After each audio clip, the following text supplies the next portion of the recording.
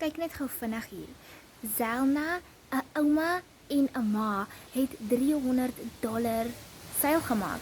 Dit is amper so R5000. Met 6 sulke transaksies het jy al R30000. Hoor net gou vinnig wat sy sê. Nog 'n $300 seil. Ek is Zelna. Ek is 'n doodgewone ma en 'n ouma en 'n amper pensionaris.